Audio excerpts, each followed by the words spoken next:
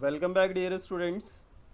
एक बहुत ही बड़ी न्यूज़ निकल कर आ रही है for 10th and 12th standard students के लिए कि 10th एंड 12th के जो बोर्ड एग्ज़ाम्स हैं वो इस साल नहीं होंगे। इस साल मतलब 2000 ईयर 21 एंड 22, इसमें 10th एंड 12th के बोर्ड एग्ज़ाम्स नहीं होने वाले आपके।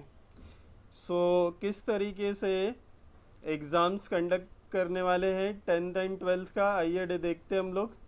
10th एंड 12th के जो एग्ज़ाम्स है वो टर्म वाइज हो गए, सेमेस्टर पैटर्न हो गया। जैसे आपने 9th और 11th में एग्ज़ाम्स दिए हुए, मतलब आपको 10th एंड 12th इसमें क्या करना है, आपको दो टर्म एग्ज़ाम देने हैं, टर्म 1 एंड टर्म 2। फर्स्ट जो टर्मिनल एग्ज़ाम है वो किस महीने में होता है, वो ऑलमोस्ट नवंबर एंड दिसंबर के महीने में होता है। ओके, आप देख सकते हैं कि फर्स्ट जो हमारा टर्म एग्ज़ाम है वो कब होने वाला है, नवंबर एंड दिसंबर के मंथ में ये एग्ज़ाम आपका शेड्यूल होगा।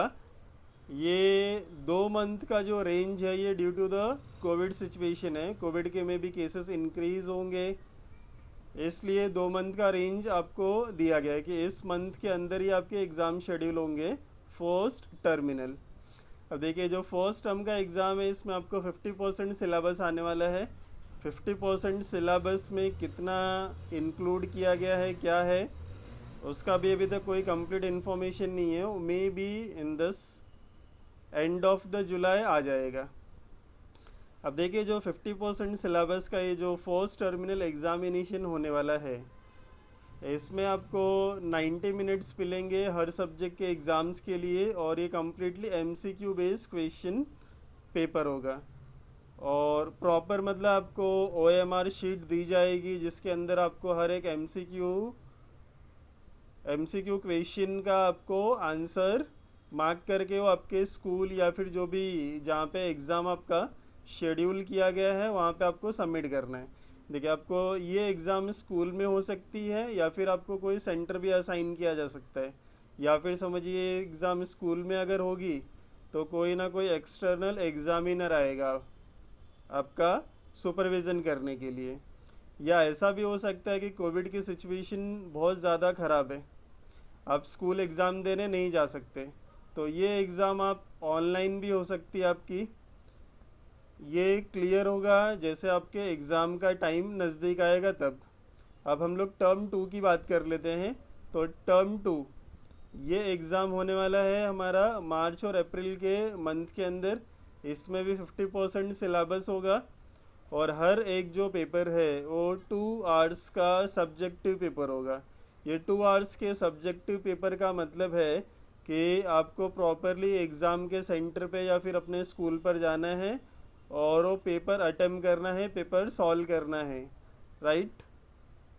इन केस अगर ऐसा कोई सिचुएशन होता, कोविड का ऐसा कुछ सिचुएशन है कि केसेस बहुत ज़्यादा हैं उस वक्त, तो ये जो सेमेस्टर 2 वाला एग्ज़ाम है आपका, ये भी क्या हो जाएगा, सब्जेक्टिव से बन जाएगा एमसीक्यू बेस क्वेश्चन पेपर, जिसमें 90 मिनट का ये आपका पेपर होगा। और इसमें पूरे के पूरे जो क्वेश्चन होंगे वो कैसे होंगे, एमसीक्यू बेस्ड होंगे। ये एग्ज़ाम भी होगा आपके स्कूल में या फिर सेंटर में, नॉट कन्फर्म्ड, और इसमें भी एक्सटर्नल एग्ज़ामिनर आ सकता है आपके एग्ज़ाम को सुपरवाइज़ करने के लिए। अगर हम ऐसा देखें, अगर मोटा मोटी इसको कंक्लूड करें, तो आपका पूरा का पूरा जो एग्ज़ाम है, बोर्ड का जो एग्ज़ाम होता था, वो 2 टर्म में डिवाइड हो गया है, first term exam and second term exam. और इसमें जो भी आप स्कोर करोगे फर्स्ट टर्मिनल में एंड सेकंड टर्मिनल में, उसका एवरेज करके आपको फाइनल रिजल्ट मिलेगा। अब देखिए, एक सिचुएशन है, स्पेशल कंडीशंस भी है इसके अंदर कुछ मेंशन किए गए। स्पेशल कंडीशन कैसा है, अगर ऐसा समझिए नवंबर एंड दिसंबर के मंथ में केसेस बहुत ज़्यादा हैं, आप स्कूल या सेंटर पे एग्ज़ाम कंडक्ट करना पॉसिबल नहीं है, आपने ये एग्ज़ाम घर बैठकर या फिर ऑनलाइन दी हुई है, तो फर्स्ट टर्मिनल का जो एग्ज़ामिनेशन में जो भी आपको मार्क्स मिले हैं उसका वेटेज कम होगा, और सेकंड टर्मिनल एग्ज़ामिनेशन जो आपने दिया हुआ है उसका जो वेटेज है वो ज़्यादा होगा। अब देखिए, एक सिचुएशन ऐसा भी हो सकता है कि नवंबर दिसंबर के मंथ में तो कोविड के केसेस ज़्यादा है, बराबर।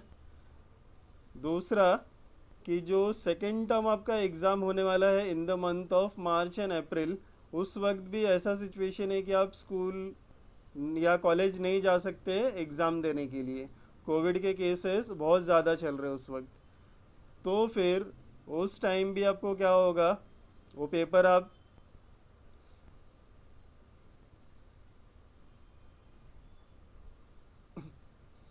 एग्ज़ाम देने के लिए स्कूल या कॉलेज पर नहीं जा पाओगे, राइट। सो ये जो आपने फर्स्ट टर्मिनल और सेकंड टर्मिनल के ऑनलाइन या घर पे बैठ के जो एग्ज़ाम्स दिए हुए हैं, और पूरे ईयर में स्कूल या कॉलेज वालों ने आपसे कुछ तो इंटरनल असेसमेंट, प्रोजेक्ट असाइनमेंट, ऐसा जो कुछ भी आपको दिया हुआ है और आपने कंप्लीट करके सबमिट किया है, इसके बेसिस पे आपका रिज़ल्ट बनेगा 10th एंड 12th का। आई थिंक आपको ये चीज़ें समझ में आ गई है। अगर कोई भी चीज़ आपको ऐसे नहीं समझ में आई है इसके अंदर, या फिर और आपके कुछ क्वेश्चन या कुछ डाउट है, तो प्लीज़ कमेंट सेक्शन में आप मेंशन कीजिए, हम लोग उसको रिप्लाई करेंगे।